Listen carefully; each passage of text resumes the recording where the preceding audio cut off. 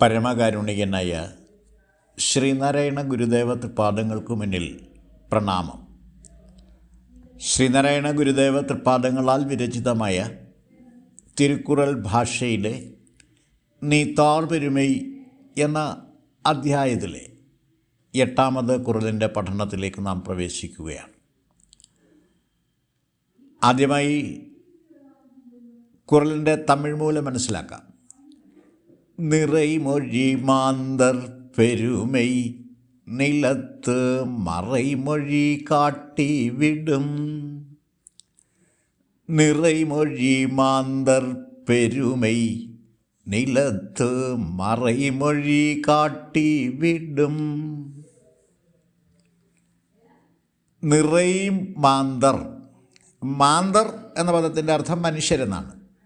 നിറൈമാന്തർ പരിപൂർണ വയസ്സെത്തിയവരെന്നാണ്, ജ്ഞാനവൃദ്ധന്മാരെന്നാണ് അതിൻ്റെ അർത്ഥം. പെരുമൈമൊഴി മഹത്വ വർണ്ണന, അതിനെ ഗരിമാവ് എന്ന് പറയാം. എന്ന് പറഞ്ഞാൽ ജ്ഞാനവൃദ്ധന്മാരുടെ ഗരിമാവ് എന്താണ് എന്ന് ചോദിച്ചാൽ, നിലത്ത്, ഭൂമിയിൽ, അതായത് ഈ ലോകത്ത് മറൈമൊഴി കാട്ടിവിടും. മറ എന്ന വാക്കിൻ്റെ തമിഴ് വാക്കിൻ്റെ അർത്ഥം വേദമെന്നാണ്. അപ്പോൾ മറൈമൊഴി എന്ന് പറഞ്ഞാൽ വേദവാക്യങ്ങളെന്നാണ് അർത്ഥം. അത് കാട്ടിവിടും, വെളിപ്പെടുത്തി തരും. ഒരാൾ ജീവിച്ചിരുന്ന കാലത്ത് അയാൾ ആ ജീവിതം കൊണ്ട് എന്ത് മഹത്വമാണ് നേടിയെടുത്തല്ലേ, അയാളുടെ ആ ജീവിതത്തിൻ്റെ മഹത്വം, ഗരിമാവ് അതെങ്ങനെ അളക്കാം എന്ന് ചോദിച്ചാൽ, അയാൾ ജീവിച്ചിരുന്ന കാലത്ത് അയാൾ ഉരുവിട്ട വേദവാക്യങ്ങളെ അടിസ്ഥാനമാക്കി അയാളുടെ ഗരിമ നിർണ്ണയിക്കാം എന്നാണ് പറഞ്ഞിരിക്കുന്നതിൻ്റെ അർത്ഥം. അതായത് മനുഷ്യനായി തീരണമെങ്കിൽ അവൻ വേദജ്ഞനായി മാറണം. മനനം ചെയ്യുവാൻ ശേഷിയുള്ളവൻ എന്നാണ് മനുഷ്യൻ എന്ന പദത്തിൻ്റെ അർത്ഥം തന്നെ. അപ്പോൾ മനനവും നിധിധ്യാസനവും അതുപോലെ ധ്യാനവുമൊക്കെ ശീലിച്ച് ഈ ലോകത്തെ ശരിയായ രീതിയിൽ അറിയിക്കുകയും ചെയ്യുന്നവനാണ് യഥാർത്ഥ മനുഷ്യൻ. അങ്ങനെ ചെയ്യുന്നവൻ്റെ ജീവിതം മാത്രമേ മനുഷ്യജീവിതം എന്ന സാർത്ഥകത കൈവരിക്കുന്നുള്ളൂ എന്നാണ് ഈ കുറലിൽ പറഞ്ഞിരിക്കുന്നത്. അതായത് ഒരാൾ അയാളുടെ ജീവിതകാലത്ത് ഉരുവിട്ട വേദവാക്യങ്ങൾ എന്ന് വെച്ചാൽ അയാൾ പഠിച്ച വേദവാക്യങ്ങൾ എന്ന് പറഞ്ഞാൽ അയാൾ അറിഞ്ഞ അറിവിൻ്റെ പൊരുൾ, അത് എത്രത്തോളം മഹത്വപൂർണമാണോ അതനുസരിച്ചിരിക്കും. അതിൻ്റെ അടിസ്ഥാനത്തിലാണ് അയാളുടെ ജീവിത സാഫല്യമല്ല, ആ ജീവിത മൂല്യം അളക്കപ്പെടുന്നത് എന്നാണ് ഇവിടെ പറഞ്ഞിരിക്കുന്നത്. ശ്രീനാരായണ ഗുരുദേവൻ ഈ കുറലിനെ മൊഴി മാറ്റിയിരിക്കുന്നത് ഇങ്ങനെയാണ്: പരിപൂർണ വയസ്സുള്ള നരനിൽ ഗരിമാവിനെ അവരെന്നരുളി ചെയ്ത മറയങ്ങറിയിച്ചിടും. പരിപൂർണ വയസ്സുള്ള നരനിൽ ഗരിമാവിനെ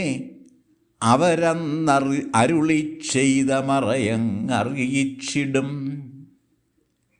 അതായത് പരിപൂർണ വയസ്സുള്ള എന്ന് വെച്ചാൽ ആയുഷ്കാലം മുഴുവൻ ജീവിക്കുവാൻ ഭാഗ്യം സിദ്ധിച്ചവരായ ആളുകൾ എന്നുള്ള അർത്ഥമാണ്. അപ്പോൾ അവിടെയാണല്ലോ അവർ ജ്ഞാനവൃദ്ധൻ എന്ന പദം തന്നെ ചില പുരാണ കഥകളിലും അതുപോലെ മറ്റ് ദൃഷ്ടാന്ത കഥകളിലൊക്കെ പ്രായത്തിൽ കുറഞ്ഞ ആളുകൾ വലിയ വിജ്ഞാനികളായിട്ടുണ്ടായിട്ടുണ്ട് എന്നുള്ള കാര്യം നമ്മൾ പഠിക്കുന്നുണ്ട്. പിന്നെ വിവേകാനന്ദ സ്വാമി ഉദാഹരണമാണ്, ശങ്കരാചാര്യർ ഉദാഹരണമാണ്. അതുപോലെ പുരാണ കഥാപാത്രങ്ങൾ ആയിട്ടുള്ള ധാരാളം ദൃഷ്ടാന്ത കഥാപാത്രങ്ങളുണ്ട് അത്തരം ആളുകളുടെ ഉദാഹരണം മനസ്സിലാക്കാനായിട്ട്. അവരെ നമുക്ക് ചരിത്രത്തിൽ രേഖപ്പെടുത്താൻ പറ്റുന്ന ആളുകളാണ് വിവേകാനന്ദനും ശങ്കരാചാര്യരും അതുപോലുള്ള മഹാത്മാക്കളൊക്കെ. കുമാരനാശാനൊക്കെ ആ പട്ടികയിൽപ്പെടുന്നവരാണ്. അവരൊക്കെ കുറച്ചു കാലം ജീവിച്ചിരുന്ന് അറിവിൻ്റെ ഉന്നത തലങ്ങളിലേക്ക് കയറി ചെന്ന് അറിവിനെ അറിയുകയും അറിയിക്കുകയും ചെയ്ത മഹാത്മാക്കളാണ്. അപ്പോൾ ഇവിടെ ഗുരു പരിപൂർണ വയസ്സുള്ള നരൻ എന്നുള്ള അർത്ഥം കൊണ്ട് എഴുതിയേക്കുന്നത് ഒരാളുടെ ഈ ആയുഷ്കാലം മുഴുവനും ജീവിച്ചിരിക്കുവാൻ ഭാഗ്യം ലഭിച്ച ആളുകളുടെ എന്നുള്ള അർത്ഥത്തിലാണ്. അപ്പോൾ അവരുടെ ഗരിമാവ് എന്ന് പറഞ്ഞാൽ അവരുടെ മഹത്വം അത് എത്രയുണ്ടെന്ന് കണക്കാക്കണമെങ്കിൽ അവർ അന്നരുളി ചെയ്ത, അവർ എന്നുള്ളതിനിവിടെ ലോകർ എന്നുള്ള അർത്ഥം എടുക്കണം. പിന്നെ വേണമെങ്കിൽ ഈ അവർ ബഹുമാന സൂചകമായിട്ട് ആ പരിപൂർണ വയസ്സുള്ള മനുഷ്യർ എന്നുള്ള അർത്ഥത്തിലും എടുക്കാം. ഇവിടെ ആദ്യം നരനിൽ നിന്നുള്ള ഏകവചനമാണ് ഗുരു പ്രയോഗിച്ചിരിക്കുന്നത്. അപ്പോൾ അതുകൊണ്ട് അവൻ അരുളി ചെയ്ത മറയേറെ അവർ എന്നുള്ളത് ലോകർ എന്നുള്ള അർത്ഥത്തിലെടുക്കണം. അപ്പോൾ ഒരാൾ പരിപൂർണ വയസ്സ് ഇവിടെ പൂർത്തിയാക്കി ജീവിക്കാനുള്ള ഭാഗ്യം ലഭിച്ചു, അയാളുടെ ഗരിമ എത്രത്തോളം ഉണ്ട് എന്ന് ചോദിച്ചാൽ ലോകർ പറയണം ആ മനുഷ്യൻ എന്തെല്ലാം വേദവാക്യങ്ങളാണ് അരുളി ചെയ്തത്.